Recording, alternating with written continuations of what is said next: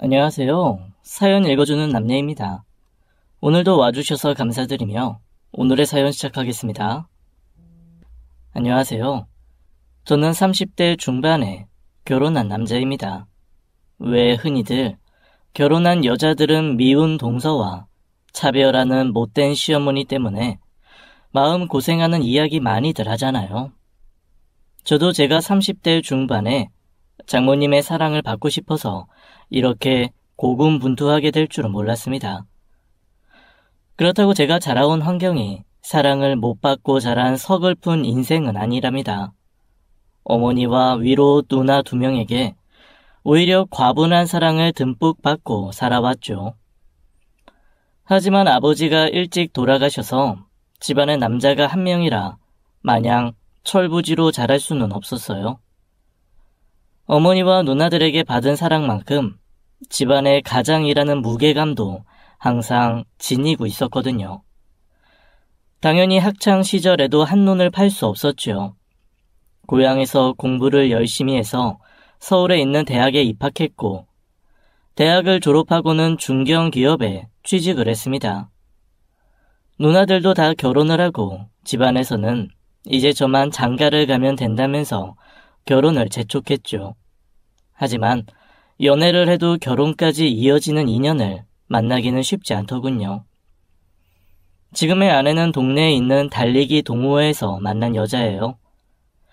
혼자서 저녁 시간을 보내느니 사람들과 함께 달리기라도 하자는 마음에서 들어간 모임이었어요. 같은 동네다 보니 달리기 모임이 없는 날에도 자주 모여 저녁이나 술을 마시곤 했어요. 너 매력 있다. 그냥 동생같이 귀여운 줄 알았는데 아까 보니 남자답게 듬직하네. 아내는 저보다 2살이 연상이었습니다. 친누나들과 잘 지내서 그런가 저는 저보다 나이가 많은 여자들이 참 편하더군요. 하지만 아내는 편한 것을 넘어 여자로 다가오더라고요. 제가 막내면서 또 장남이잖아요. 막내의 귀여움과 장남의 책임감 모두 다 갖춘 남자예요. 그런데 나 이제 누나라고 부르고 싶지 않은데 그냥 말 놔도 돼? 김예나와 장동기 여자 대 남자로 만나고 싶어. 그날부터 우리는 1일이 되었죠. 나중에 이야기를 들어보니 아내도 처음부터 제가 마음에 들었답니다. 정말 결혼할 인연은 따로 있나 봐요. 아내와 저는 연애 1일부터 결혼할 때까지 1년간을 매일 만났어요. 매일 만나도 할 얘기가 많았고 헤어지면 또 보고 싶었죠. 헤어지기 아쉬워서 동네를 몇 바퀴를 돌 때도 있었어요. 그러던 어느 날 대문 앞에서 예비 장인 어른과 마주쳤습니다. 이렇게 매일 헤어지기 싫어서 밤까지 계속 걸어 다닐 거면 아예 결혼을 하는 게 낫지 않나, 장서방. 이미 아내가 저에 대한 이야기를 많이 해서 제 이름까지 알고 계셨어요. 장서방이라는 말을 듣는 순간 왜 눈물이 핑 돌았는지 모르겠어요. 저는 순간 장인어른 앞에서 소리를 지르고 있더군요. 안녕하십니까, 장인어른. 저 장동기라고 합니다. 저 예나씨 엄청나게 무지막지하게 사랑하고 있어요. 예나씨 저에게 주십시오. 우리 예나가 무슨 물건인가? 달라고 하게. 아니 그런 뜻이 아니라 제가 예나씨와 결혼을 하고 싶다고 말씀드리려고 한 건데. 당황한 저는 말까지 더듬거리며 그냥 무릎을 꿇어버렸습니다. 어머, 동기야 왜 이래? 무릎은 왜 갑자기 꿇는 건데? 프로포즈는 나한테 해야지. 왜 우리 아빠한테 하고 난리야? 빨리 일어나. 동네 사람들 다 쳐다보잖아. 그렇게 얼떨결에 장인 어른에게 먼저 한 프로포즈는 결혼으로 이어졌어요. 아내는 딸 셋이 있는 딸 부잣집 장녀였어요.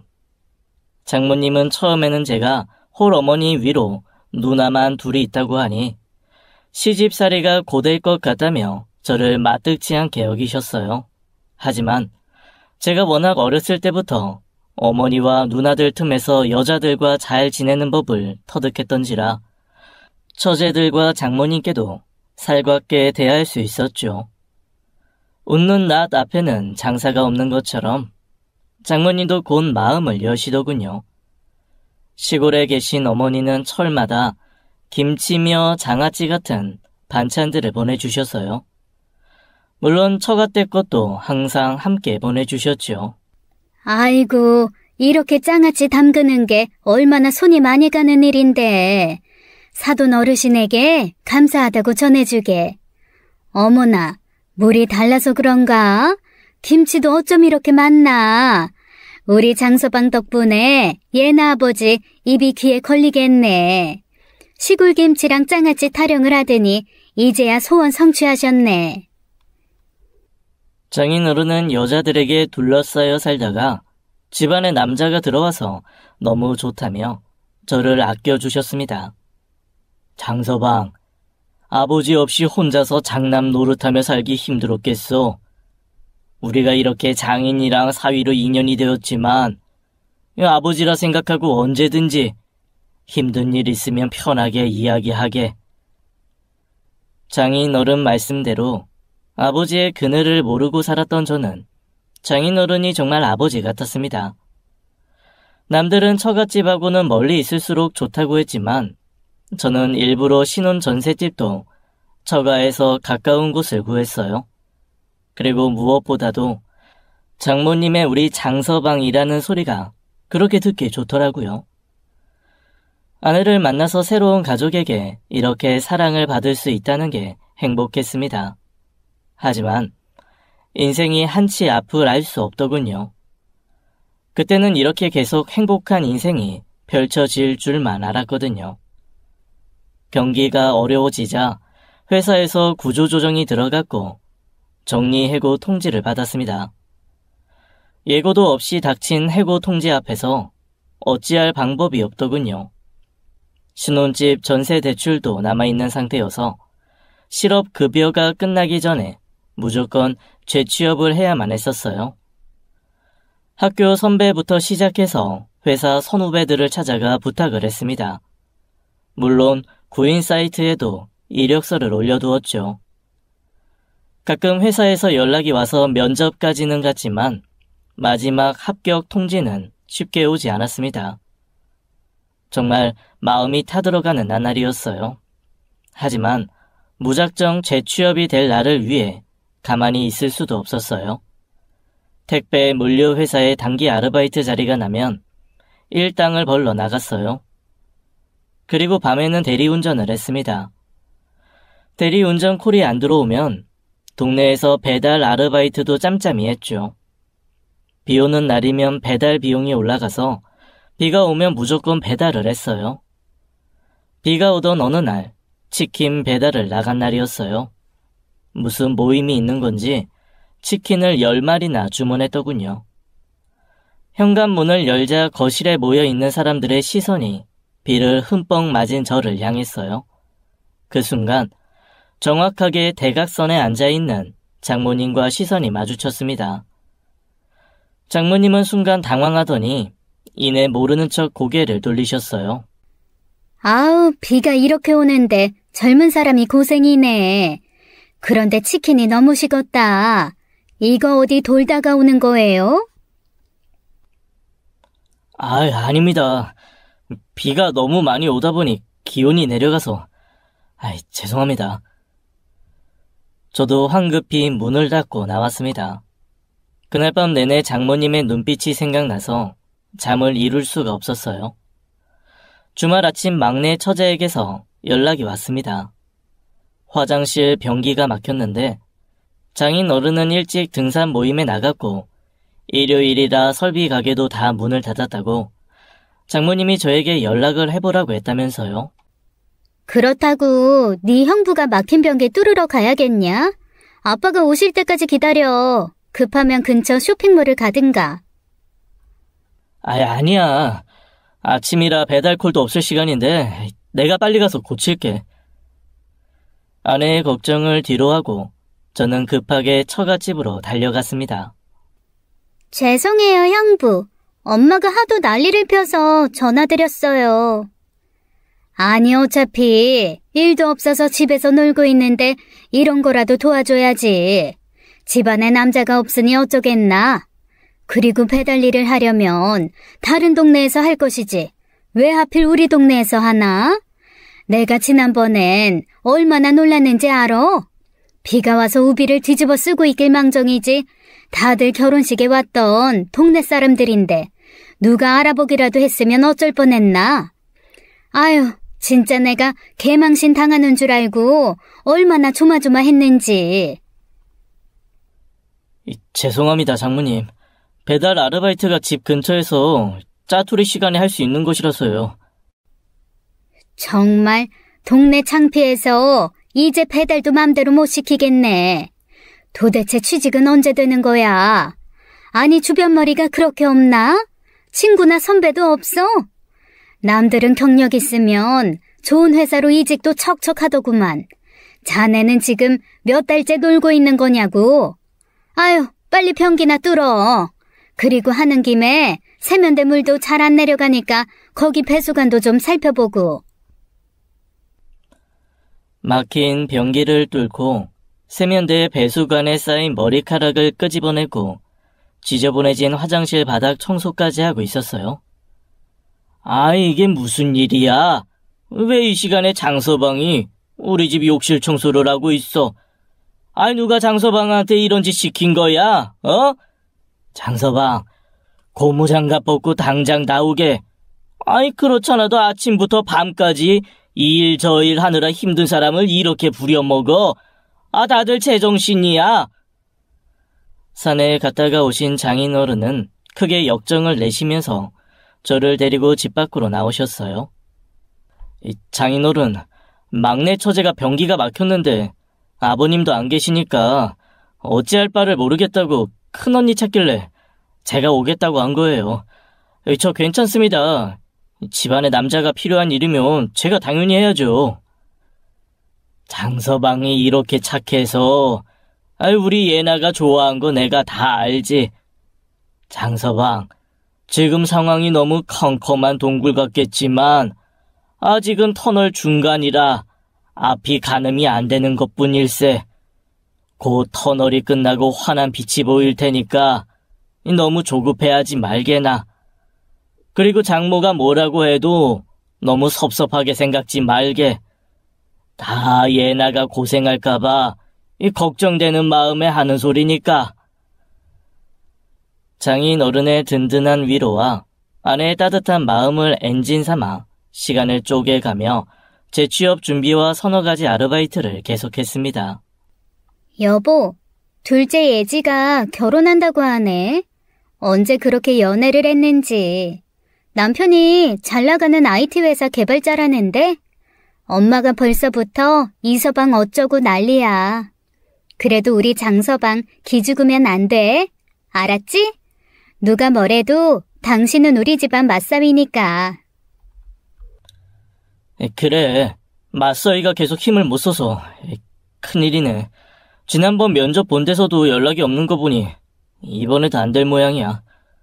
둘째 처제 결혼하는데 우리가 뭐라도 해줘야 하는데 큰일이네. 나도 그러려고 했는데 시댁이 엄청나게 부자인가 봐. 이미 30평 아파트에 남자가 혼자 살고 있어서 혼수도 따로 할 필요 없다고 했나 보더라고. 예지가 우리 어렵다고 아무것도 안 해줘도 된다고 그러네. 둘째 처제의 결혼식은 소박하게 진행했던 우리와는 다르게 특급 호텔에서 성대하게 치러졌습니다. 장모님은 우리 장서방에서 우리 이서방으로 호칭과 애정이 옮겨졌습니다. 사실 제가 장모님께 받았던 사랑은 너무 짧았죠. 정리해고 이후부터 장모님은 저를 보면 혀부터 끌끌 차시면서 한숨을 쉬셨거든요. 그래도 그때는 딸이 고생하는 것을 걱정하는 엄마의 마음인 것을 제가 잘 알았기에 제가 몸으로 처갓집에 도움이 되는 일을 무엇이든 했죠. 처갓집과 가까이 살아서 그런지 전등 하나 갈아 끼는 것부터 마당에 잡초 뽑는 일까지 제가 필요하다 싶은 일은 뭐든지 열심히 했습니다. 그러면 제 마음을 알아주실 날이 있으리라 생각했죠. 우리 이서방이 참 손이 커. 아니 예단으로 밍크코트까지 해줬는데 신혼여행에서 돌아오면서 핸드백까지 사왔지 뭐니? 사람이 참 센스가 좋아. 내가 이래서 여자는 남편을 잘 만나야 하는 거라고 잔소리를 했던 건데 예솔이 너도 큰 형부 같은 사람 말고 작은 형부 같은 사람 만나야 한다고. 그런데요, 그냥 제가 단독으로 구박을 받는 거와 누구와 비교당하면서 차별을 받는 것은 차원이 다른 서름이더라고요. 저도 제가 이렇게 질투가 심한 남자였나 생각할 정도로 섭섭함이 크더군요. 그리고 한술 더 떠서 이 동서라는 사람이 참으로 거만하게 이를 데 없는 싸가지 인간형이라는 것이죠. 이런 사람들의 특성이 말입니다. 사람들 앞에서의 인성이랑 단둘이 있을 때 태도가 다르다는 것이죠.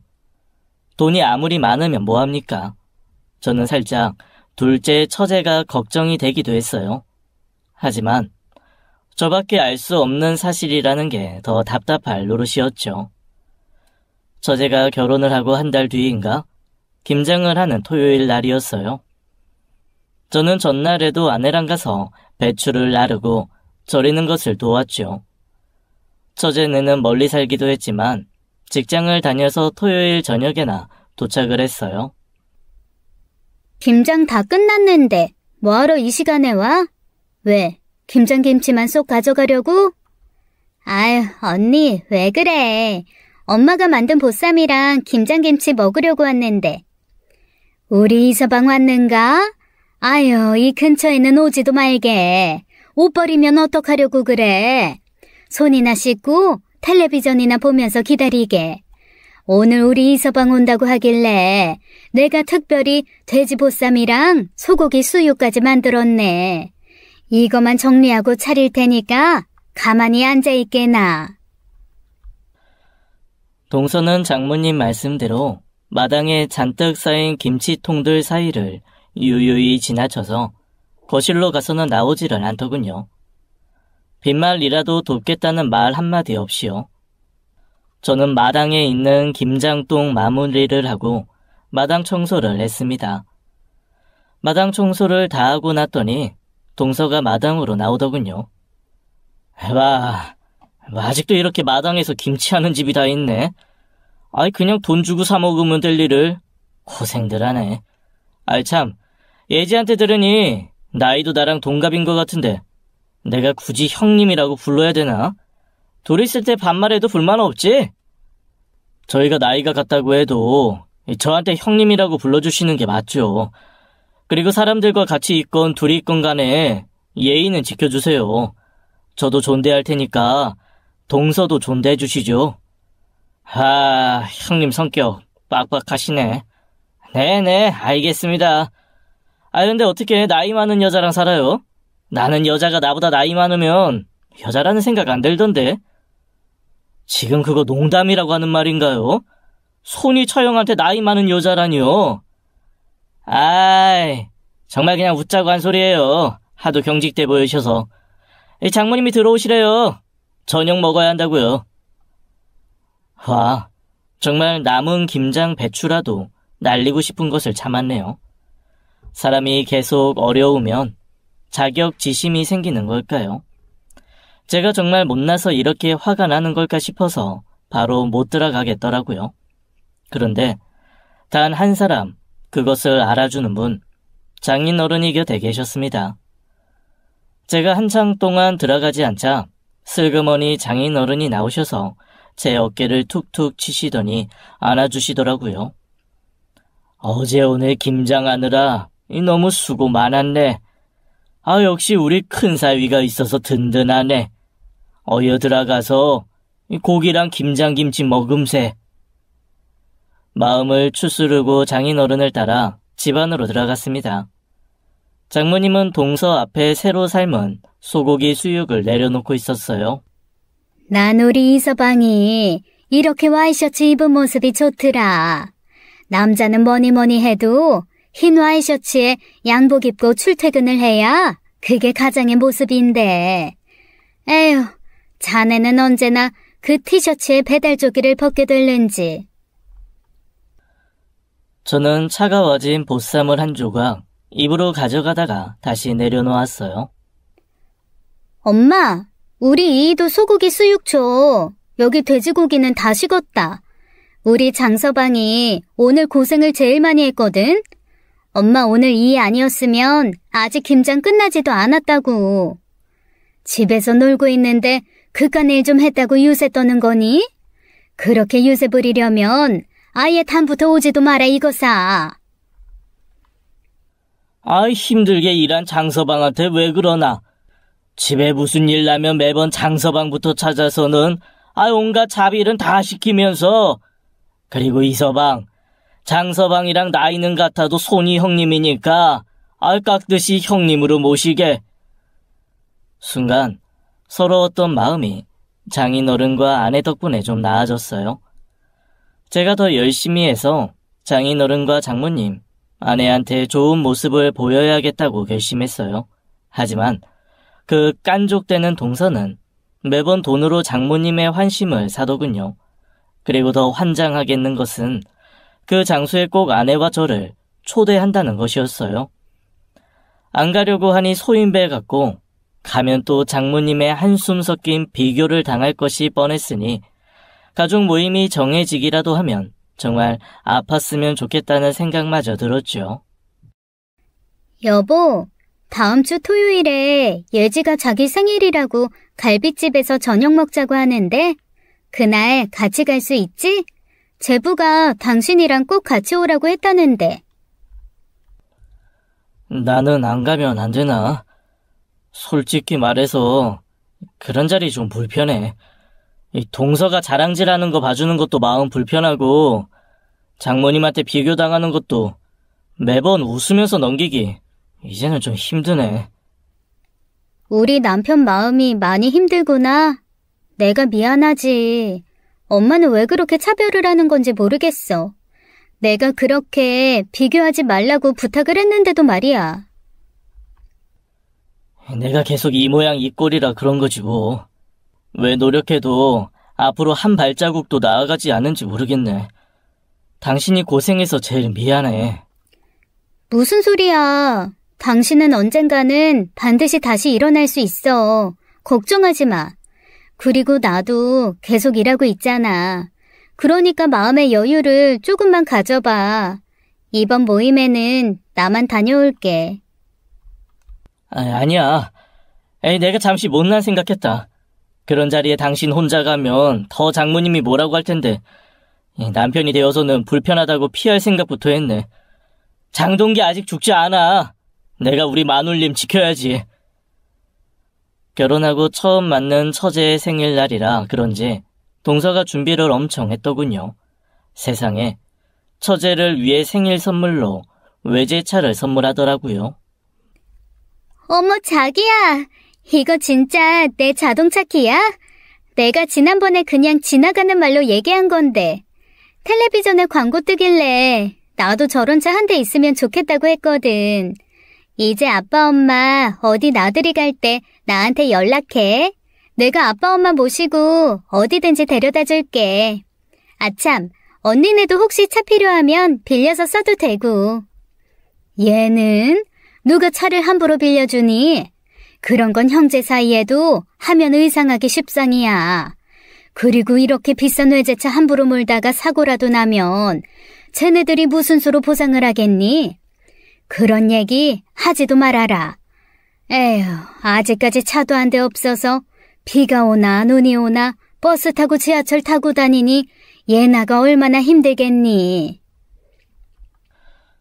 정말 입이 딱 벌어질 수밖에 없었어요. 이젠 차이가 나도 너무 차이가 나서 아무 생각이 없더라고요. 장모님의 비교하는 이야기도 들리지 않을 정도였어요. 그런데 동서가 또 다른 이벤트를 준비했더군요. 딱 처제 선물까지만 했으면 좋잖아요. 인간적으로 너무 티나게 일부러 이벤트를 벌인 거였어요. 이미 그 순간에 저는 그 장소를 뛰쳐나오고 싶더라고요. 자, 여러분. 이게 끝이 아닙니다. 오늘의 하이라이트. 오늘의 주인공은 우리 장모님이시죠. 이렇게 어여쁜 따님을 낳느라 수고하신 장모님이 인사를 받으셔야죠. 장모님을 위해 제가 작은 선물 하나 준비했습니다. 약소하지만 제 마음이라 생각하고 받아주세요. 장모님 위해 제가 집으로 최고급 안마의자 보냈습니다. 아마 식사하시고 돌아가시면 배달 전화가 갈 거예요. 예지 낳아주셔서 감사합니다, 장모님. 어머. 내가 그렇지 않아도 몸이 여기저기 안 쑤신 데가 없었는데 그걸 또 어떻게 알고 준비했대? 내 친구들 집에도 다 하나씩 있더라고. 이 안마의자가. 지난번에 친구네 가서 한번 해보니까 그렇게 좋더라고. 나도 지난번에 지나가는 소리로 한번 말한 건데 그걸 기억을 다 하고 이렇게 깜짝 선물을 한 거야? 아니, 이렇게 자상하고 이렇게 세심한 사위를 어디서 만나겠어. 아유, 내가 우리 이서방 때문에 정말 말년의 호강이다, 호강. 우리 엄마, 나 낳느라 고생하셨으니 이 정도는 받으셔야지. 어때? 둘째 딸이 최고지? 그래, 내가 아주 너 때문에 친구들 사이에서도 기가 산다. 친구들도 얼마나 부러워하는지 아니? 딸 하나 잘 둬서 사위 더 크게 본다고 말이다. 에휴, 네 언니가 그렇게 잘 나가다가 결혼 한 번 잘못하는 바람에 저 고생을 하고 사니.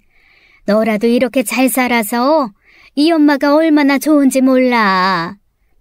엄마는 잘 나가다가 왜 또 날 걸고 넘어져? 이제 그 레퍼토리 지겹다. 적당히 해. 아이, 하여간 왜 그렇게 조심성 없이 말을 함부로 하는 거야? 사람 마음 상하는 거 신경 안 쓰는 거야? 좋은 날에 다 같이 모였으니 모두 감사한 마음으로 맛있게 먹고 헤어집시다. 이렇게 항상 가족 모임이 있으면 아내와 장인어른이 장모와 깐죽 동서의 방패막이가 되어주었죠. 하지만 이미 제 마음은 쥐구멍이라도 있으면 숨고 싶을 정도로 자존감이 걸레가 되었습니다. 하지만 삐뚤어지고 싶은 마음을 다잡았습니다. 그래, 나에게 아버지 같은 장인어른과 나를 항상 응원하는 아내가 있는 게 얼마나 큰 복인가 하면서 말이죠. 하지만 그 복이 오래가지 못했습니다. 지인분들과 주말마다 산행을 즐기시던 장인어른이 그만 산에서 낙상사를 당하신 거예요. 하행길에 발을 잘못 디뎌 굴러 떨어지다가 머리를 돌부리에 부딪히셨어요. 응급실로 옮겨졌지만 이틀을 채 넘기지 못하고 하늘나라로 가시고 말았습니다.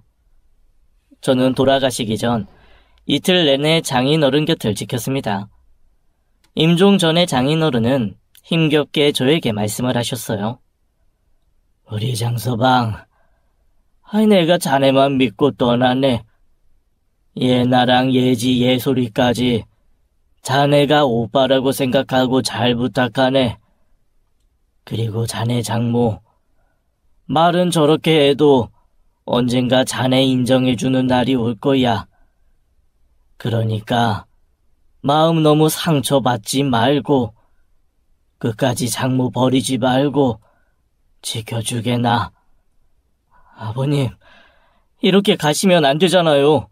저 이제 겨우 아버지 생겼는데 저는 앞으로 누구에게 기대어 살아야 합니까? 장인 어른이 돌아가시고 저는 정말 하늘이 무너지는 느낌이었어요. 장례식장에서도 눈물이 멈추지를 않는 겁니다. 맞상제가 저렇게 계속 통곡을 하고 있으면 어떡해? 아니, 사위인 지가 마누라인 나보다 더 슬퍼? 사람들이 수군거리잖아. 뭐 하나 마음에 드는 게 이렇게 없나? 맞상제면 뭐해? 응? 근조한 하나 오지도 않는구먼. 우리 이서방 아니었으면 장례식장이 얼마나 썰렁했을지.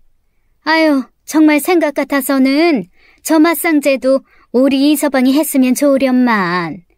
친척들이랑 문상객들한테 뭐 소개하기도 민망하다. 백수라고 할 수도 없고. 그냥 저기 빈소에서 나오지 말라고 해. 조문객들 인사는 우리 이서방 보고 하라고 하고. 아버님을 잃은 슬픔에 장모님의 구박이 귀에 들어오지도 않았죠. 그렇게 아버님이 떠나시고 저는 한동안 아무것도 할 수가 없었어요. 그 상실감이 저의 정신과 몸을 지배하는 듯 했죠. 여보, 당신이 이렇게 지내는 거 하늘나라에서 아빠가 보시면 너무 실망하실 거야. 당신이 힘을 내야지. 아빠가 마지막으로 당신에게 부탁했던 이야기, 그거 좀 기억해봐. 아내의 간절한 이야기를 듣고 보니 제가 정신이 들었습니다. 이렇게 슬픔에 잡아먹힐 수는 없다는 생각이 들더군요. 시골에 계신 어머니도 제가 걱정이 되었는지 반찬을 잔뜩 해서 보내셨어요. 아내와 함께 장모님께 반찬을 들고 처갓집에 갔습니다. 그런데 이미 동서네가 와서 외식을 하고 들어오는 중이더라고요. 장모님, 그동안 제가 못 찾아뵈서 죄송해요. 저보다도 장모님이 더 슬픔이 크셨을 텐데 제가 제 슬픔만 생각하고 못나게 웅크리고 있었네요. 아버님 안 계신다고 제대로 밥도 못 챙겨 드실까봐 시골에서 어머님이 반찬 보내셨어요. 이미 예진애가 반찬 일주일에 한 번씩 주문해주고 있네. 아니, 그리고 나는 냄새나는 장아찌 이제 먹기 싫어. 그동안은 그거 자네 장인이 좋아했던 거지. 나는 그거 안 좋아했네. 저리 치우게. 그리고 내 걱정은 할 필요 없어. 우리 이서방이 알아서 잘 챙겨주고 있으니. 자네는 그저 우리 얘나 고생이나 좀 시키지 말게. 아니, 그놈의 재취업은 도대체 언제 되는 건가? 엄마, 그래도 시골에서 시어머님이 일부러 엄마 생각해서 보내주신 건데 이 사람 앞에서 치우라니. 사람 성의를 이렇게 무시하면 어떡해? 그럼 내가 받아놓고 쓰레기통으로 버리면 좋겠니? 사람 속 시끄럽게 하지 말고 들고 가든지 버리고 가든지 마음대로 해라. 아이고, 형님, 한 발 늦으셨습니다. 어머님 알고 보니 양식을 좋아하시더라고요. 오늘도 레스토랑에 가서 얼마나 맛있게 드시는지 이 사람이랑 제가 깜짝 놀랐다니까요. 인터넷 찾아보니까 반찬들 다양하게 보내주는 데가 많더라고요. 요즘엔 정말 돈으로 안 되는 게 없어요. 돈만 있으면 얼마나 편리하게 살 수 있는 세상인지. 요즘 누가 이렇게 집에서 담근 장아찌 먹습니까? 이게 시골에서 올라오는 동안 변질이 될 수도 있고. 형님네도 잘 살펴보고 드세요. 괜히 식중독 걸리지 마시고. 정말 큰형부한테 다들 너무하는 거 아니야? 옆에서 보는 내가 다 민망하다. 아니, 엄마 지금까지 내 동 잘 만드시더니 아빠 돌아가시고 입맛이 변했어? 왜 그래? 아니면 그냥 큰형부가 마음에 안 드는 거야? 큰형부 아빠 돌아가시고 나서 얼굴 상한 거 좀 보라고. 저와 아내는 어머님의 반찬을 다시 들고 집으로 왔습니다. 저갓집은 마당에 있는 단독 주택이에요. 아무래도 계속해서 이것저것 손볼 데가 계속 있지요. 하지만 장인 어른이 안 계시니 그것은 오롯이 제 몫이 되었어요. 마당에 있는 나무들 가지치기부터 시작해서 마당에 있는 수도과 관리며 집안 곳곳에 노후화된 시설들도 다 사람 손이 가야 했죠. 배달일이나 물류창고 일을 하다가도 장모님의 전화가 오면 달려가야 했어요. 물론 힘들게 일을 하고 나도 좋은 소리를 듣는 일은 거의 없었죠. 다음 달에 내 회가변 있는 거 알지? 회가변은 우리 이서방이 다 준비한다고 하니 자네는 제발 옷이라도 잘 차려입고 나타나게나. 그날 친척들 다 모일 텐데 흉 잡히는 몰골로 나타나지 말고. 저는 장인 어른이 돌아가신 이후로는 장모님의 말씀에 토를 달지 않기로 결심했어요. 그게 돌아가신 장인 어른과 약속을 지킬 수 있는 일이라고 여겼거든요. 모든 이야기에 네라고 대답하면 더 이상 설전이 오갈 일도 줄어들었으니까요. 저는 취업에 대한 희망을 놓지 않았습니다. 이것 또한 장인 어른과의 약속이라고 생각했어요.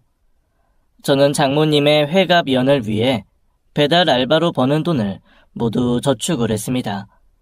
그래도 현금으로 100만 원은 드리고 싶었거든요. 요즘 유행하는 꽃다발처럼 만든 100만 원짜리 돈다발을 만들었습니다. 와, 이게 뭐야? 진짜 다 돈이야? 너무 멋지다. 우리 남편 100만 원 모으려면 정말 고생 많이 했겠다. 딸인 나도 생각 못했는데 너무 고마워. 어머님이 좋아하실까? 그동안 제대로 된 선물도 못 해드렸는데 이렇게라도 해드리면 좀 나한테 마음이 풀리실까? 풀리고 말고 할 게 뭐가 있어? 지금도 당신이 우리 집에 얼마나 잘하고 있는데 우리가 돈이 없지 마음이 없었나? 걱정하지 마. 엄마도 이번엔 이거 받으시면 감동 좀 하실걸? 우리도 이렇게 돈 쓸 수 있는 자식입니다. 이번 기회에 우리도 보여드리는 거지. 아내와 저는 장모님의 회갑연 장소에 100만 원짜리 돈다발을 들고 갔습니다. 장모님의 말씀처럼 흰색 와이셔츠도 다려서 입고 갔죠. 이번만큼은 장모님께 칭찬을 받을 수 있으리라 기대하면서 말이죠. 회갑연의 분위기가 무르익고 사회자가 첫째 딸과 사위를 소개했어요. 우리 부부는 준비했던 돈다발을 가지고 장모님께 드렸죠. 사람들이 여기저기서 환호성을 지르더군요. 이게 뭔가? 돈다발? 이게 다 얼만데? 다 해봤자 100만 원이나 되니? 아니 애들 학예회도 아니고 무슨 유치하게 맞사위가 돼서는 겨우 생각하는 게 이건가? 와, 이런 게 요즘에 유행인가요? 그런데 이런 건 애들 생일에 이벤트로 주는 거 아닌가? 얼마나 돼요? 어머님 말씀대로 100만 원? 우리 형님 어려운 형편에 무리를 하긴 하셨네. 동서, 오늘은 어머님 회갑연이니까 조용히 보내자고. 동서가 돈이 많은 건 내가 인정을 하는데 매사에 이렇게 돈의 액수로 사람 평가지라고 무시하는 거 유치하다고. 유치요? 형님, 막말로 오늘 저 아니었으면 이런 장소 대관하고 잔치 어떻게 하냐고요. 이게 다 돈이 있어야 할 수 있는 거 아닙니까? 저는 동서의 멱살을 잡고 한 대 후려치고 싶은 거 간신히 참았습니다. 장모님의 회갑연에 사위들끼리 몸싸움을 할 수 없는 노릇이었으니까요. 아니, 자네는 괜한 우리 이서방한테 시비는 왜 거는 건가? 이서방은 회갑 선물로 뭘 준비했는지 아는가? 장모님, 제가 부족해서 죄송합니다. 그래도 이 선물 제가 장모님 생각하면서 정말 한 땀 한 땀 정성 다해서 모은 거예요. 이거 그냥 돈이 아니라 제 마음과 정성입니다. 그러니까 자네가 답답하다는 거야. 이서방은 나 하와이에 보내준단다. 그 여행 경비만 해도 얼만지 아나? 그리고 여행하면서 마음껏 쓰라고 용돈으로 300만 원 주더라. 이렇게 스케일이 달라.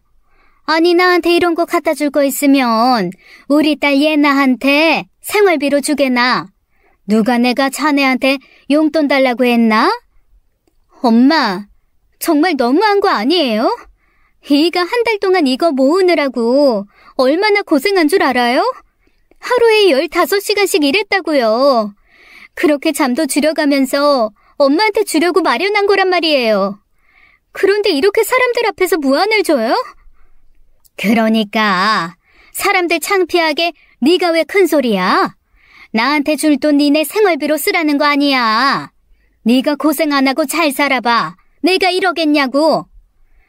엄마, 나 고생하는 거 별로 없어요. 그냥 남들처럼 회사 다니는 거예요.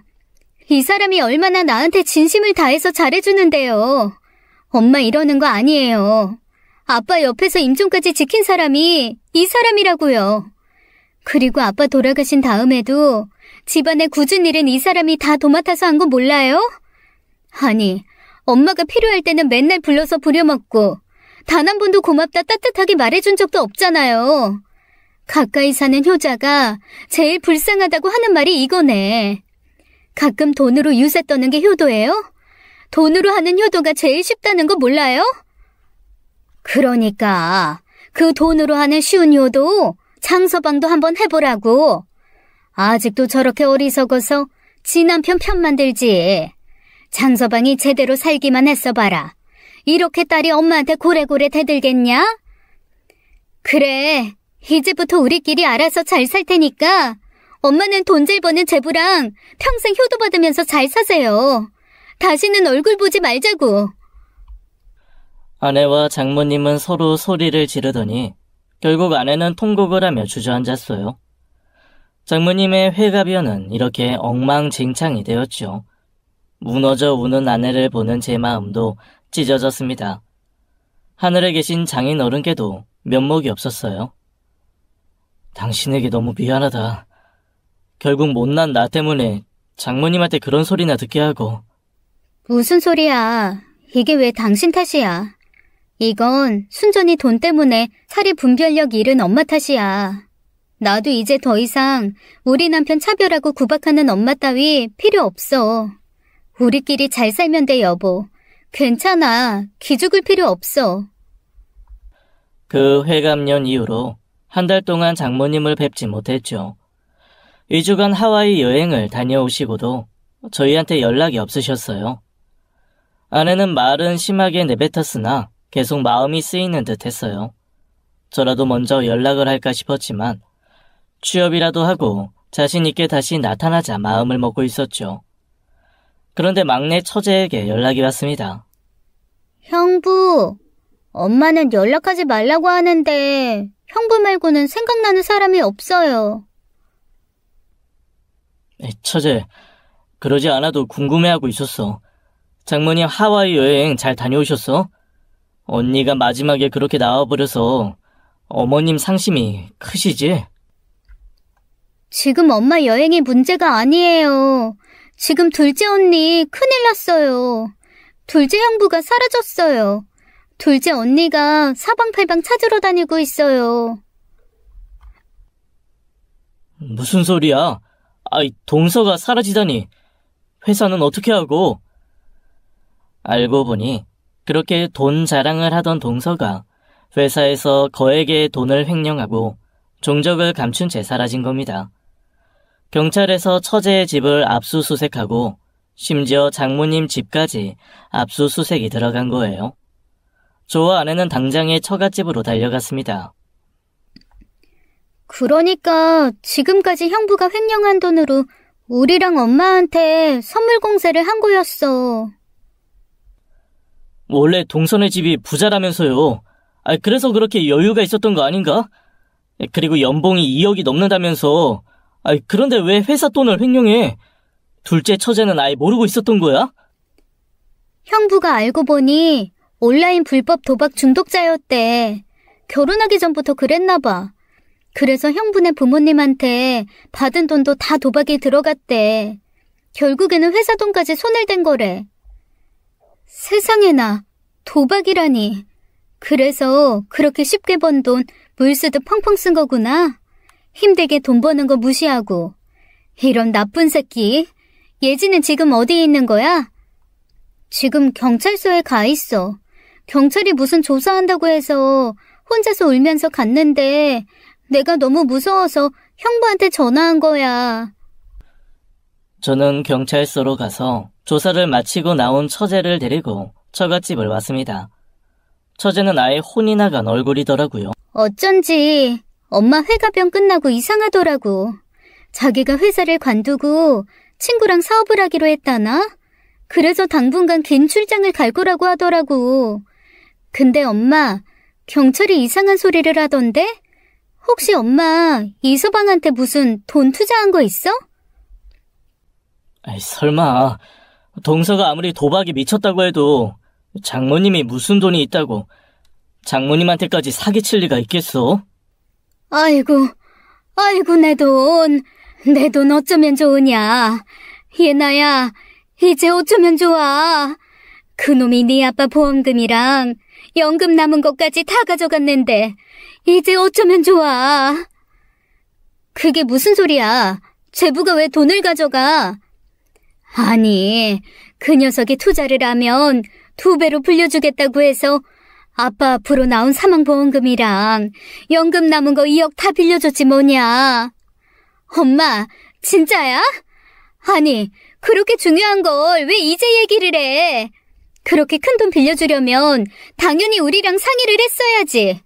그 돈 아빠 목숨값이라고. 그러니까 내가 미친년이다. 그놈이 회가변 전에 따로 찾아왔더라고. 처음에는 내 회가변 의논을 하나 싶었지. 하와이로 해외여행 보내준다고 하면서 이번에 회사 그만두면 사업을 크게 할 건데 딱 2억이 모자란다고.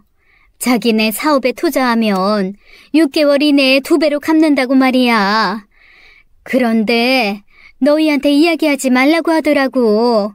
그렇지 않아도 돈이 없어 힘든데 자기한테 투자하는 거 알면 그 돈 너희들이 쓴다고 달려들 거라고.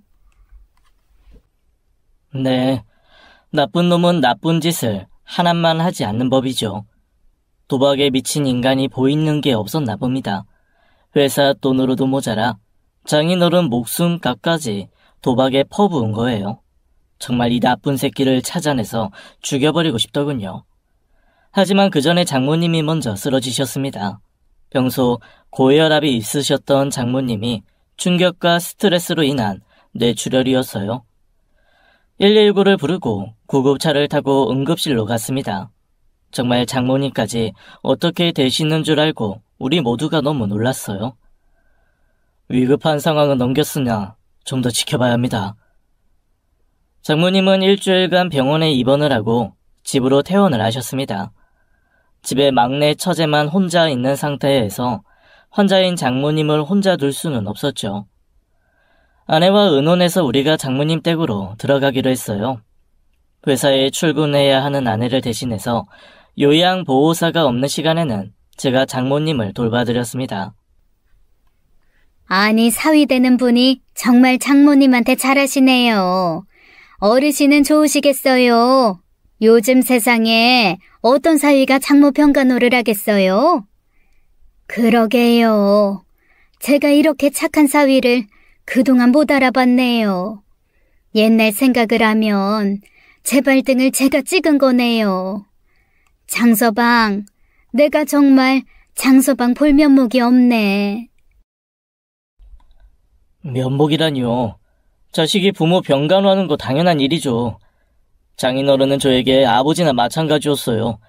장모님도 저에게는 어머님이에요.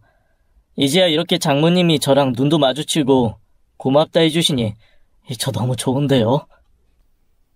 이렇게 세상에 착해 빠져서 어떻게 이 험한 세상 살려고 그래. 내가 그렇게 구박을 했는데 어떻게 우리 집에 들어와서 날 챙길 생각을 하냐고. 장모님, 제가 장인어른과 약속했거든요. 우리 처제들이랑 장모님 끝까지 옆에서 지키기로요. 자네 장인이 매일 나한테 얘기했다네. 장서방처럼 심지가 바른 사람 찾기 힘들다고 말이야. 나는 그땐 그런 소리는 들리지도 않았어. 내가 사람 보는 눈이 너무 없는 사람이었네. 자네가 나한테 잘하려고 하면 할수록 그게 또 그렇게 못나 보였으니 말이네. 그래서 그렇게 못되게 굴었어. 내가 그 벌 지금 받고 있나 보네. 너무 미안하고 고맙네. 사실 섭섭한 마음이 없다고 이야기하면 거짓말이겠죠. 저도 나름 저희 집에서 사랑받고 자란 사람인데 사랑은커녕 장모님한테 구박받으니까 처음에는 많이 속상했어요. 그래서 오기가 나더라고요. 내가 어떻게 해서라도 장모님의 집 나간 사랑을 다시 되찾고 말리라. 그래서 구박을 받아도 싱글벙글 웃으면서 장모님한테 애교도 부리고 했던 거죠. 제가 회사에서 정리해고 당하고 우리 예나가 힘들었던 것도 사실이잖아요. 가장으로서 제 책임을 다 못한 것 같아서 항상 죄송했어요. 그래서 돈이 안 되면 몸으로라도 효도를 하려고 노력했는데 그게 장모님 눈에는 더 궁상맞게 보였냐 보더라고요. 아니, 그냥 처음엔 직장 없이 알바 같은 거 할 땐 우리 딸 힘들까봐 그래서 구박 아닌 핀잔을 좀 준 거지. 그런데 상대적으로 너무 차이나는 이서방이 들어왔잖아. 결혼할 때도 예나는 형편이 넉넉하지 않아서 그냥 친지들만 불러서 조촐하게 결혼하지 않았나. 그런데 이 서방은 무슨 예물이며 어마어마하게 들어오는데 장서방이랑 너무 차이가 나는 거야. 그리고 때마다 옷이며 가방이며 신발을 들고 찾아오는데 장서방은 알바한다고 매일 후줄근하게 입고 뛰어다니지. 그냥 보기만 해도 열불이 나더라고. 그땐 내가 정말 너무 미안하네. 자네 마음 상할 줄 뻔히 알면서도 일부러 그렇게 독한 말을 했어. 내가 그 미안함이랑 지금 나에게 하는 고마운 것 죽을 때까지 갚겠네. 장모님, 그거 아세요? 그 마음 저에게 갚으시려면 다른 생각 마시고 잘 드시고 기력을 회복하시는 게 제가 받고 싶은 거예요. 그리고 우리 큰딸, 내가 너한테도 엄마로서 그렇게 막말을 하는 게 아니었어. 나도 그때는 뭐에 쉬었는지 눈에 보이는 게 없었나 보다. 그냥 그놈의 이서방 새끼가 돈으로 사람을 홀리는데 당할 재간이 없었어. 그 사기꾼 같은 놈이 네 아빠 보험금까지 꿀꺽했으니 나중에 네 아빠 얼굴을 어떻게 볼지 큰일이다. 그래, 엄마가 정말 심하긴 했지. 그런데 그렇게 작정하고 속이려고 달려드는 놈은 어쩔 수가 없어. 그냥 호되게 사람 공부했다고 여겨. 내가 정말 그 이기서 그 새끼한테 홀라당 속아 넘어간 걸 생각하면 지금도 혈압이 오르네. 우리 장서방을 놔두고 내가 그렇게 우리 이서방 타령을 했으니 그 속이 오죽했을까. 장모님이 저한테 내내 구박만 하신 거 아니에요. 저 처음에 장가 왔을 때는 엄청 잘해주셨잖아요. 장동건이랑 이름 하나만 다르다고도 해주셨는데 기억 안 나세요? 저 그때 기억 잘 간직하고 있다가 힘들 때마다 조금씩 꺼내서 힘냈어요. 아내와 저는 장모님을 극진하게 보살폈어요. 그러자 장모님도 차차 호전이 되셨고요. 그 싸가지 없던 도박쟁이 동서는 전국 수배령이 내려졌어요. 그리고 얼마 후 강원도에서 체포가 되어 구속이 되었답니다. 회사 돈 횡령 금액이 커서 4년형을 받았더라고요. 하지만 장모님의 2억은 돌려받을 수 있는 방법이 없었습니다. 생각 같아서는 구치소에 찾아가서 주먹이라도 날려주고 싶었지만 그런 인간 때문에 제가 폭력을 쓸 필요가 없었죠. 그나마 처제가 결혼하고 오래 지나지 않아 이런 사건이 터지길 잘된 일이라고 생각했죠. 언니랑 형부한테 그동안 너무 미안했어. 나도 그 인간이 그렇게 돈으로 유세하는 게 지나친 거 진짜 깨달았어야 했는데 나도 돈에 눈이 멀어서 이성을 잃었나 봐. 그래도 형부가 많이 도와줘서 이혼 잘 마무리했어. 아, 정말 형부 없었으면 나 혼자서 경찰서 출입이며 변호사 사무실이며 어떻게 했을까 싶다. 정말 형부가 아빠같이 든든했어. 장모님도 회복하시고 저는 다시 재취업 도전을 했습니다. 그리고 그렇게나 오래 기다리던 재취업에 성공을 하게 되었죠. 오래 갈망하던 취업이었기에 누구보다 열심히 일을 했어요. 회사에서도 저의 열정과 노력을 인정해 주었죠. 아내와 저는 의논을 해서 장모님 댁에서 계속 살기로 결정을 했습니다. 그리고 이혼한 둘째 처제도 다시 집으로 돌아와 함께 살고 있습니다. 장인어른의 첫 번째 기일에 다 함께 제사 준비를 했어요. 속으로 장인어른에게 말씀드렸죠. 장인어른, 이제 이 집에서 제가 꽃밭의 남자 혼자가 되었습니다. 아무래도 아이는 아들이면 좋겠는데요. 아버님이 하늘에서 힘을 좀 써주세요. 삼신 할머니에게 아들로 점지해달라고 말이에요. 제가 끝까지 처제들이랑 장모님 모실 테니 오늘은 맛난 음식 많이 드시고 술도 한 잔 편히 받으세요. 여보, 하늘에서 보기에도 기도 안 차는 일들이 많이 있었죠? 당신이 있었으면 내가 그렇게까지 막 나가진 않았을 텐데 말이에요. 그래도 우리 장서방이 있어서 우리 가족 모두 무사히 지내고 있어요. 그러니까 거기서 조금만 기다리고 있어.